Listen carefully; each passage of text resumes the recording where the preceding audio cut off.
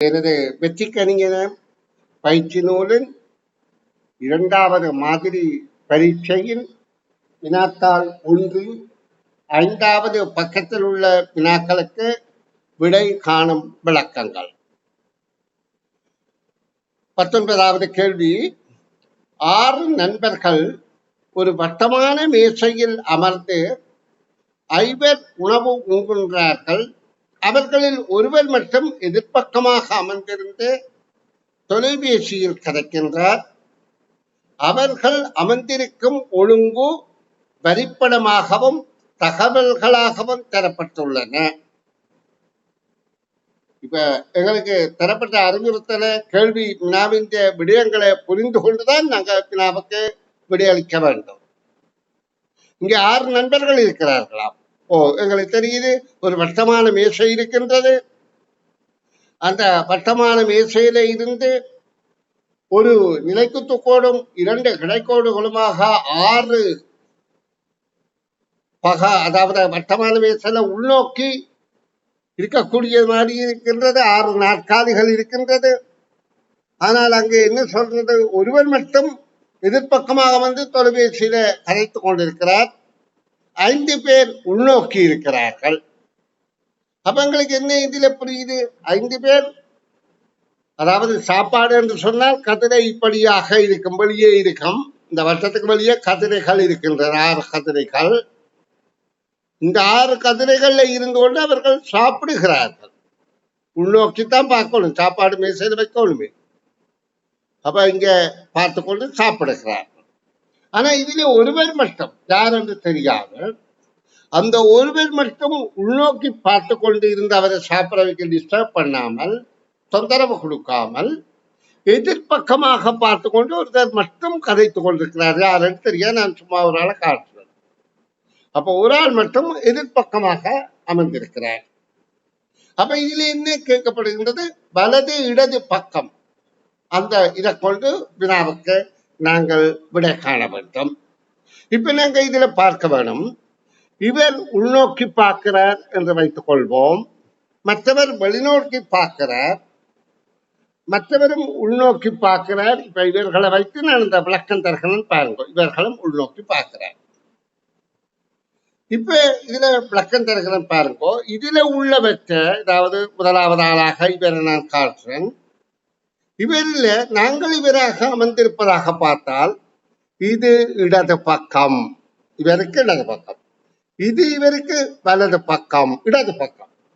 அதாவது ஒரு ஆளுக்கு இடது பக்கமாக இருந்தால் மற்ற ஆளுக்கு வலது பக்கம். இடது பக்கம் இல்லை, 2 பேரும் ஒரே பக்கம் பார்த்து கொண்டிருந்தார். இப்ப 2 பேர் ஒரே திசையில பார்த்து கொண்டிருந்தால் ஒரு ஆளுடைய, இவருடைய இடதுகை பக்கம் இவருடைய வலதுகை பக்கமாக இருக்கும். அதை உங்களுக்கு புரிந்து கொள்ளும். நீங்க இருப்பதாக கற்பனை பண்ணிக்கொண்டாலே உங்களுக்கு அது புரிந்து கொள்ளும். ஆனால் இங்கே இவருக்கு இந்த பாருங்க, இப்படி இருப்பவருக்கு இது அவருடைய எங்கட கையை நாங்க எடுத்து பார்க்கிற போது நிச்சயமாக தெரியும். இப்ப நான் கூடி இதுக்கு விட தரையில என்னுடைய கையை வைத்து பார்த்தான் சொல்ல முடியும். நான் ஒரு மந்திரவாதி இல்லை, எல்லாரும் மந்திரவாதி இல்லை, சாதாரண மனிதன். அப்ப இது இடது பக்கம். அப்ப இவர் வெளியே நோக்கி இருந்தால், வெளிநோக்கி பார்த்து கொண்டிருந்தால் இது அவருடைய இடது பக்கம். அப்போ ஒரே கை பக்கமாக 2 பேரும் சந்திக்கிறோம்னா ஒரு ஆள் ஒரு பக்கம், மற்றவர் எதிர்பக்கம் பார்க்கிறார் என்பதுதான் கருத்து. அதே மாதிரிதான் இப்ப இவற்றை இது வலது கை பக்கம் என்றால் இவருடைய இது வலது கை பக்கம். அப்ப ஒரே கை. அப்ப இவருக்கு மட்டும்தான் நாங்க இதை பார்த்தோம், இவரை எதிராக வைத்தோம். சரி, இப்ப உங்களுக்கு புரிந்திருக்கும் என நினைத்துக் கொண்டு இந்த வினாவுக்கு விடை காணும் விளக்கம் தருகின்றேன். இப்ப முதலாவது தகவல், ஏயின் வலது பக்கம் எஃபின் இடது பக்கம் இ இருக்கின்றார். ஏயின் வலது பக்கம் எஃபின் இடது பக்கம். இப்ப நாங்கள் ஏ என்பது இப்படி அமர்ந்திருந்தால் இது பாருங்க எதிர்பார்ப்போம். ஏனென்றால் 6 பேர்ல 5 பேர் உள்நோக்கித்தானே இருக்கிறார்கள். அப்போ உள்நோக்கி இருப்பதற்குத்தான் சந்தர்ப்பம் கூட. அப்ப ஏ உள்நோக்கி அமைந்திருந்தால், உள்நோக்கி பார்த்து கொண்டிருந்தால், சாப்பிட்டுக் கொண்டிருந்தால் அவருடைய வலது பக்கம் இதுவாக இருக்கும். அதே நேரம் எஃபின் இடது பக்கம் இதுவாக இருக்கும். இங்கே இ இருக்கின்றார் என்ற தகவல் தான் இங்கே தரப்பட்டிருக்கின்றது. ஏ இந்த வலது பக்கமும் எஃபின் இடது பக்கமும் இ இருக்கின்ற. அப்ப எங்களுக்கு தெரிகின்றது இவர்கள் இருவரும் தான். அதாவது யார் யார்? ஏயும் எஃப்பும் உள்நோக்கி இருக்கிறார்கள் என்பது எங்களுக்கு புரிந்துவிட்டது. இதை பற்றி எங்களுக்கு தெரியாது. இது எஃப் என்பதை நினைத்துக் கொள்ளுங்கள். இ எங்க பார்க்கிறார் என்று எங்களுக்கு தெரிய. இந்த தகவலை கொண்டு நாங்கள் ஏ எஃப் என்பவர்கள் அதாவது உள்நோக்கி இருக்கிறார்கள். ஈயை பற்றி எங்களுக்கு தெரியாது. அடுத்த தகவல்ல டியின் வலது பக்கம் எஃபின் வலது பக்கம், டியின் வலது பக்கமும் எஃபின் வலது பக்கமும். இப்ப பாருங்க, இதுல வலது பக்கம் இடது பக்கத்துக்கு நடுவில் நீ இருந்தவர். இங்க வலது பக்கம் என்றபடியால் இவர்கள் ஒரு ஆள் தான் மாறி இருக்கலாம். பார்ப்போம். டியின் வலது பக்கம், டியின் வலது பக்கம் என்று நாங்கள் இதை பார்ப்போமாக இருந்தால், இப்ப நாங்க கையை வைத்து பார்க்க தெரியுது. டி உள்நோக்கி இருந்தால் இது வலது பக்கம் என்றால் எஃபின் வலது பக்கம், எஃப் என்பது இங்கே இருக்கிறார் மேலே. அப்ப அவற்றை முதலே நாங்கள் இடது பக்கம் என்று இந்த பக்கத்தை பார்த்துட்டோம். அதாவது அப்ப இது அவற்றை வலது பக்கம் பி இருக்கின்றார். அப்ப டி என்பவர் இப்படி இருந்தால் தான் அவற்றை வலது பக்கம் இங்கே. ஏன் பி தான் இங்கே இருக்கிற சொல்லப்படுது. அப்ப எங்களுக்கு தெரிகின்றது இப்ப எப்போரால் தான் உள்நோக்கி இருக்கிறார். பிஏ பற்றி தெரியாது. ஆனால் டி வெளிநோக்கி பார்த்து கொண்டு அவர் தான் தொலைபேசி கதைக்கிறார் என்பது எங்களுக்கு நிச்சயமாகிவிட்டது. இரண்டாவது கூற்றோடு டி தான் தொலைபேசி கதைத்துக் கொண்டிருக்கிறார். இதை நீங்க வாசித்து புரிகிறதான் உங்களோட திறமை.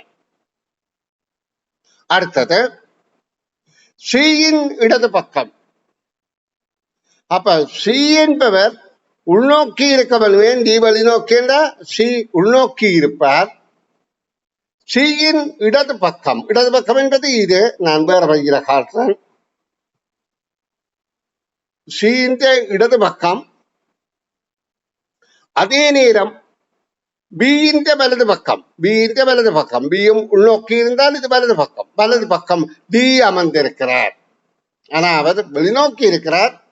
ஆனால் எங்களுக்கு இவை ரெண்டு பேரும் தரப்பட்டபடியால் இப்ப எங்களுக்கு தெரிகின்றது டி என்பவர் தான் வெளிநோக்கி இருக்கின்றார். இதில் ஒரு கஷ்டம் இல்லை பிள்ளைகள், நீங்கள் வாசித்து புரிந்து கொள்வதுதான் திறமை. அப்ப கேள்விக்கான விடை டி என்பது ஆகும்.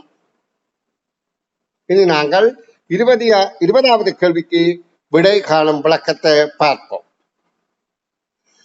இதுல 20வது கேள்வியில ஒரு சதுரமுகி தரப்பட்டிருக்க. இச்சதுரமுகியை ஆக்கிய அட்டக்கீலம் எது என்று கேட்கப்படுகின்றது. இப்ப எங்களுக்கு சதுரமுகி என்றால் இதுதான் சதுரமுகி.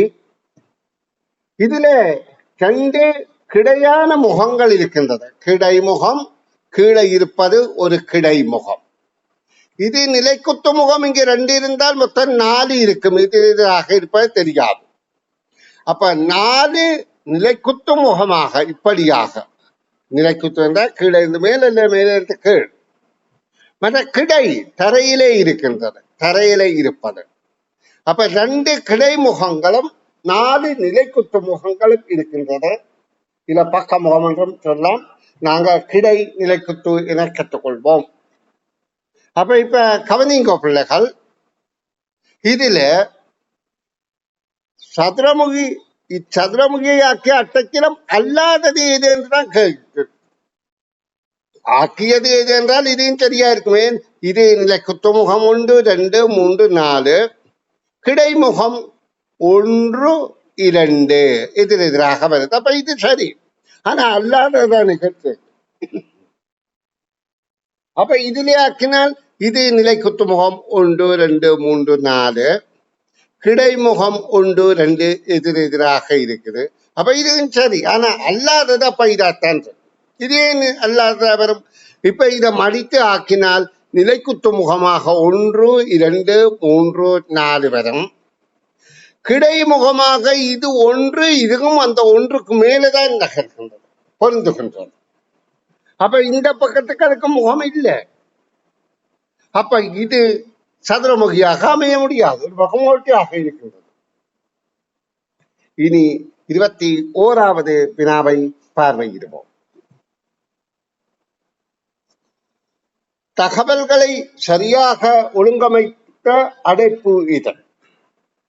இது தகவல்களை ஒழுங்கமைக்க மாற்றல். இந்த தகவல் முதலாவது, இது இரண்டாவது, இது மூன்றாவது என்ற தகவல் ஒழுங்கமைப்பு. 5 தகவல்கள் தந்திருக்கு.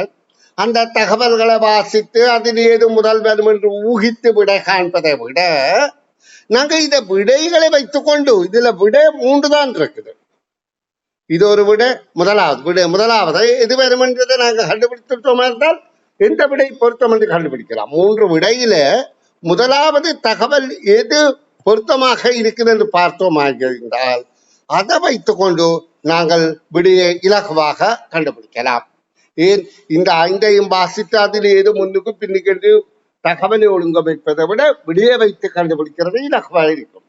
ஏதோ தந்திரம். அப்ப முதலாவது பாருங்க, மனிதனின் வாழ்க்கை பருவத்தில் அரியது வரலாம்.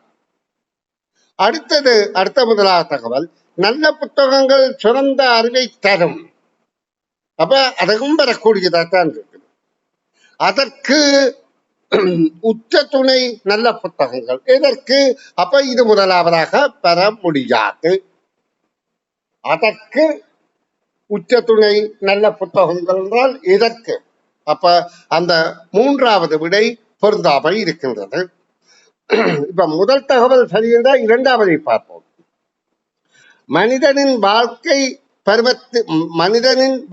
பருவத்தில் அரியது மாணவ பருவம் என்பதை அறிவோம். இது மிக பொருத்தமாக இருக்கின்றது. மனிதனுடைய வாழ்க்கை பருவத்தில் மாணவ பருவம் மிக பெருமதியானது.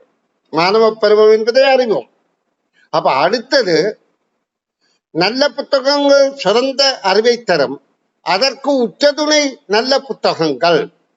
அப்ப இது ஒன்று முரண்பாடாக இருக்கின்றது. பாருங்க, நல்ல புத்தகங்கள் சிறந்த அறிவை தரும், அதற்கு உச்சதுணை நல்ல புத்தகங்கள். அப்ப அதற்கு உச்சதுணை நல்ல புத்தகங்களை சிறந்த அறிவை தரும் என்பதும் ஏதோ முரண்பாடாக இருக்கின்றது. ஆனா இது பொருத்தமாகத்தானே இருக்கு. நல்ல புத்தகங்கள் சிறந்த அறிவை தரும், அதற்கு உச்சதுணை நல்ல புத்தகங்கள். அப்ப இதுலயும் எங்களுக்கு முரண்பாட்டுக்கு ஒரு ஒற்றுமை. இப்ப அடுத்ததை பார்ப்போம். இப்ப நாங்க இதுல பார்த்தோம், முதலாவது மனிதனின் வாழ்க்கை பருவத்தில் அறியது மாணவ பருவம் என்பதை அறிவோம். அடுத்தது, அப்பருவத்தை பயனுள்ள வகையில் பயன்படுத்துங்கள். அப்பருவத்தை பயனுள்ள வகையில் பயன்படுத்துங்கள். அது மிக பொருத்தமாக இருக்கின்றது. அப்ப இதிலேயும் அதற்கு உச்சதுணை நல்ல புத்தகங்கள், அப்பருவத்தை என்பது இங்கே பொருந்தவில்லை. ஏன், என்ன பருவம் என்று அங்க சொல்லவில்லை. அப்ப இந்த விடையும் பொருந்தவில்லை. பாருங்க, அப்ப 3 தகவலை வாசித்தோன்னு எங்களுக்கு 4வது இது 5வது இது என்பது வருகின்றது. விடை இலகுவாக கிடைத்து விட்டது. சரி பிள்ளைகள், இனி இந்த பக்கத்தின் கடைசி வினாவை விடகான் விளக்கம் தருகின்றார். இக்கட்டமைப்பில் இடஞ்சுழியாகவும் பலஞ்சுழியாகவும் உருவாகிய சொற்கள் அல்லாதவை எது? அல்லாதவை கேள்விகளை கவனித்துக் கொள்ளுங்கள். பலஞ்சுழி இடஞ்சுழி என்பது, பலஞ்சுழி என்பது இப்படி வாரது, இடஞ்சுழி என்பது இப்படி போறது. மணிக்கூட்டு நூல் அசைவது வலஞ்சுழி, அதற்கு எதிராக உள்ளது இடஞ்சுழி. இக்கட்டமைப்பில் இடஞ்சுழியாகவும் பலஞ்சுழியாகவும் உருவாகிய சொற்கள் அல்லாதவை எவை என்று கேட்கப்படுது. அப்ப நாங்க இதுல விதி என்பதை பார்ப்போம். விதி என்பது இப்படி அமையலாம் வலஞ்சொலியாக. கதி என்பது இப்படி அமையலாம் வலஞ்சொலியாக. கதி. விகடகவி என்பது இப்படி வலஞ்சொலியாக அமையலாம் அல்லது இப்படி இடஞ்சொலியாகவும் அமையலாம். அப்ப இது 3ம் அமையலாம், ஆனால் விடையாக வராது. அடுத்தது திகதி என்பது அடுத்த வினாவுக்கு பார்ப்போம். திகதி என்பது இப்படி வலஞ்சொலியாக அல்லது இப்படி இடஞ்சொலியாக அமையலாம். கவி என்பது கவியோ இப்படியாக பலஞ்சொலியாக அமையலாம், அல்லது இப்படி பார்த்தால் இடஞ்சொலியாக கூடி அமையலாம் கவி. அடுத்தது கடை என்பது இங்கே இடஞ்சொலியாக அமையலாம், சாரி பலஞ்சொலியாக, அதாவது வலஞ்சொலி இடஞ்சொலி என்றால் இது இடஞ்சொலியாக அமையலாம். இதுவும் இடஞ்சொலி, இது வலஞ்சொலி. அப்ப இது கூடி அமையலாம். அப்ப இதுவும் விடையாக பெறாது. அப்ப இதுதான் விடையாக வரணும். இதில் எந்த சொல் அமையவில்லை என்று நாங்க உற்று பார்த்தால் கடவி என்ற சொல் அமையவில்லை. கட இப்படி இருக்கு, வீணா இங்க இருக்கு. அப்ப ஒரு தொடர்நிலை இருக்கணும். அப்ப இது ஒன்று அமையாதபடியால் இந்த விடைதான் பொருத்தமானது. நன்றி.